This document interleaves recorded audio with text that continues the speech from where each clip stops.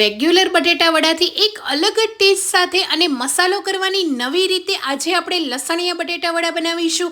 આ બટેટા વડા તમે ખજૂર આમલીની ખાટી મીઠી ચટણી સાથે કે પછી ચા કે કોફી સાથે એન્જોય કરી શકશો. અને આટલી મસ્ત મજાની ઠંડીની અંદર તો બટેટા વડાને ખાવાનો કંઈક આનંદ જ અલગ હોય છે. જો તમે એક વખત આ રીતે બનાવી લીધા ને, તમે પણ વારંવાર આ જ રીતે બનાવશો અને આ બટેટા વડાના તમે પણ ફેન થઈ જશો.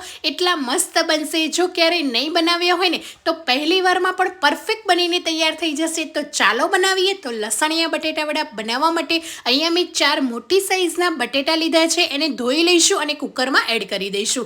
હવે બટેટા ડૂબે ને એટલું આપણે પાણી એડ કરીશું. બટેટા વડા જ્યારે બનાવો છો ને ત્યારે વચ્ચેથી બટેટાને કટ નથી લગાવવાના. આ વાતનું ખાસ ધ્યાન રાખીશું. આખા બટેટા બાફીશું ને તો એનો જે મસાલો જે માવો છે ને એકદમ ચીકણો નહીં થાય અને છૂટો રહેશે. તો મેં તમને પહેલી તો મસ્ત ટિપ્સ આપી દીધી બટેટા વડાની. હવે 4 વિસલ કરી લઈશું. તો તમે જોઈ શકો છો બટેટા એકદમ સરસ રીતે બફાઈ ગયા છે. કુકર જ્યારે ઠંડુ થાય ને ત્યારે જ બટેટાને આ રીતે બહાર કાઢવાના અને એની છાલને આપણે કાઢી લઈશું. તો આ રીતે આખા બટેટા બાફીશું ને તો બટેટા વડાનો જે મસાલો છે એ જરાય ચીકણો નહીં થાય ને એકદમ સરસ રહેશે. તો અહીંયા મેં બટેટાની છાલને કાઢી લીધેલી છે. હવે બટેટાને મેશ કરી લઈશું. તમે આ રીતે પોટેટો મેસરથી મેશ કરી શકો છો કે પછી ઘરમાં કોઈ પણ ઝીણી મોટી ખમણીની મદદથી બટેટા ઠંડા થાય ને એ પછી પણ ખમણી શકો છો. પણ હું અત્યારે બટેટા ગરમ છે એટલે આ રીતે પોટેટો મેશરની મદદથી આપણે મેશ કરી લઈશું. બટેટામાં મોટા ગાંઠા કે કણી ના રહેવી જોઈએ. એકદમ સરસ રીતે મેશ કરવાના છે. હવે હું જે માવો મેશ કરું છું ને એનું રિઝલ્ટ તમે જોઈ શકો છો. આ પરફેક્ટ બટેટા વડાની રેસીપી છે કે એકદમ ચીકણો મસાલો નથી થતો. ઘણા લોકોને એવા પ્રશ્ન હોય છે કે બટેટા વડા બનાવે ને ત્યારે મસાલો ચીકણો થઈ જાય છે. તો બટેટાને આ રીતે બાફવાથી મસાલો ચીકણો નહીં થાય. હવે સરસ રીતે મેશ કર્યા પછી સ્વાદ પ્રમાણે મીઠું, અડધી ચમચી જેટલા અચકચરા વાટેલા કાળા મરી ફ્રેશ વાટીને એડ કરજો. એનો ફ્લેવર સરસ આવશે.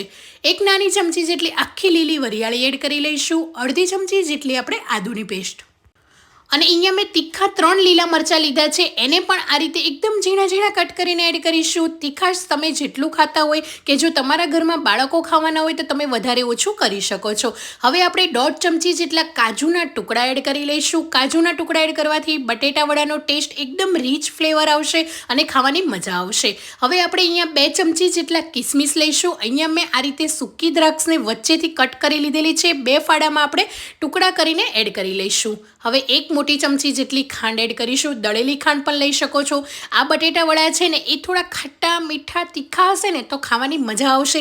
જો તમે ના ખાતા હોય થોડું સ્વીટ તો તમે ખાંડને સ્કીપ પણ કરી શકો છો. 1 મોટા લીંબુનો રસ એડ કરી લઈશું. અડધી ચમચી જેટલો ગરમ મસાલો એડ કરીશું. કોઈ પણ સારી બ્રાન્ડનો ગરમ મસાલો લેવાનો જેનાથી છે ને ફ્લેવર એકદમ સરસ આવશે. હવે અહીંયા 1 મોટી ચમચી મેં અહીંયા લાલ મરચાંના ટુકડા પણ એડ કર્યા છે. એકદમ મોળા મરચાં છે. હું એકદમ ટેસ્ટ માટે અને આનો લુક સરસ આવે એટલા માટે એડ કરી રહી છું. તમે દાડમના દાણા પણ આની અંદર એડ કરી શકો છો. હવે વઘારિયાની અંદર 2 મોટી ચમચી જેટલું તેલને સરસ ગરમ કરી લઈશું. અડધો કપ જેટલું લીલું ઝીણું સમારેલું લસણ લઈશું. અહીંયા મેં લસણનો વ્હાઈટ અને ગ્રીન બંને પાર્ટ લીધેલો છે. એકદમ ગરમ તેલની અંદર એડ કરી લઈશું જેથી લસણ થઈને એ તરત જ કૂક થઈ જશે. તો તમે જોઈ શકો છો આ રીતે વધારે પડતું લસણ હશે ને તો પણ ખાવાની એટલી મજા આવશે ને. મેં અહીંયા અડધો કપ એડ કર્યું છે. જો તમને વધારે પસંદ હોય તો થોડું વધારે પણ એડ કરી દેજો અને ઓછું ખાતા હોય તો લસણ તમે આની અંદર ઓછું પણ એડ કરી શકો. પણ લસણનો જ ફ્લેવર છે. આપણે લસણિયા બટેટા વડા બનાવીએ છીએ એટલે લસણને થોડું વધારે એડ કરીશું. આ લીલું લસણ ના હોય તો તમે સૂકું લસણ પણ આ રીતે એડ કરી શકો. હવે લીલા સમારેલા ધાણા એડ કરીને મિક્સ કરી લઈશું. મસાલાને વધારે પડતો મસળીને ચીકણો નથી કરવાનો. બસ આ રીતે કોઈ પણ મોટા ચમચાની મદદથી મિક્સ કરી લેવાનો છે. અને હવે જેટલી તમને સાઈઝ પસંદ હોય ને નાના મોટા તમે એ રીતે બટેટા વડા બનાવી શકો છો. મેં રજવાડી બટેટાની પણ રેસીપી આપેલી છે. એ પણ એટલા મસ્ત બનીને તૈયાર થાય છે. જરૂરથી મારી ચેનલ પર ચેક કરજો અને એક વખત બનાવજો. એ પણ એટલા સરસ બનશે ને. તો આ રીતે મેં મીડિયમ સાઇઝના બોલ્સ કરી લીધેલા છે. મેં અહીંયા મીડિયમ રાખ્યા છે. વધારે મોટા કે વધારે નાના મેં નથી કરી રહ્યા. તમને જોઈને જ એકદમ મોઢામાં પાણી આવી જાય એટલો સરસ મસાલો પણ આપણો લાગી રહ્યો છે કે આપણે મસાલાની અંદર જે પણ એડ કર્યું ને એ બધું દેખાય છે. એટલો સરસ મસાલો તૈયાર થયો છે. તો મેં અહીંયા બધા જ બોલ્સ તૈયાર કરી દીધેલા છે. હવે જે છે ને એ આ બટેટા વડાનો મેઇન પાર્ટ છે કે અહીંયા આપણે અડધો કપ જેટલું ચાળેલું ચાળેલું ઝીણું બેસન લઈશું. ઘરનો ચાળેલો ચણાનો લોટ પણ તમે લઈ શકો છો. એની અંદર બોલ્સને આ રીતે કોટ કરી લઈશું. બોલ્સને કોટ કરવાથી અંદર જરાય તેલ નહીં ભરાય અને જે કોટિંગ છે ને ઉપરનું એ ક્રિસ્પી થશે. લાંબો સમય સુધી પણ આ બટેટાવડા બહારથી ક્રિસ્પી રહેશે અને અંદરથી સરસ એવા સોફ્ટ રહેશે. તો આ રીતે કોટિંગ કરવાથી એકદમ સરસ એવા બટેટાવડા બનશે, એટલે જરૂરથી કરજો, સ્કીપ નહીં કરતા આ સ્ટેપ. અને હવે આપણે એનું બેટર બનાવી લઈએ. તો બેટર બનાવવા માટે 2 કપ જેટલો ચાળેલો બેસન એડ કરી લઈશું એક બાઉલમાં. સ્વાદ પ્રમાણે મીઠું એડ કરી લઈશું અને મિક્સ કરી લઈશું. બેસન અને મીઠું સરસ રીતે મિક્સ થઈ જાય એટલે થોડું પાણી એડ કરતા જઈને ઘટ બેટર તૈયાર કરી લઈશું. હવે જ્યારે બટેટાવડા બનાવીએ ને ત્યારે થોડું બેટર છે ને ઘટ રાખવાનું છે, પતલું વધારે નથી કરવાનું. તો આ રીતનું ઘટ બેટર હશે ને તો એના વડા એકદમ સરસ એવા બનશે. તો આ રીતે થોડું પાણી એડ કરતા જઈને મિક્સ કરતા રહીશું, જેથી ગાંઠા પણ ના પડે અને એકદમ સ્મૂથ બેટર તૈયાર થઈ જાય. તો બસ બેટર છે ને આ રીતનું બનાવવાનું છે. મેં વધારે પડતું પાણી એડ નથી કર્યું. આટલું બેટર બનાવવા અહીંયા મારે 1/4 કપ પાણીની જરૂર પડી છે. હવે આપણે મેશ કરી લઈશું. તો જરાય ગાંઠા ના રહે ને એ રીતે મિક્સ કરવાનું છે. તો તમે બેટર જોઈ શકો છો, જરાય ગાંઠા નથી, એકદમ ફ્લફી અને સરસ એવું બેટર આપણું તૈયાર થઈ ગયું છે.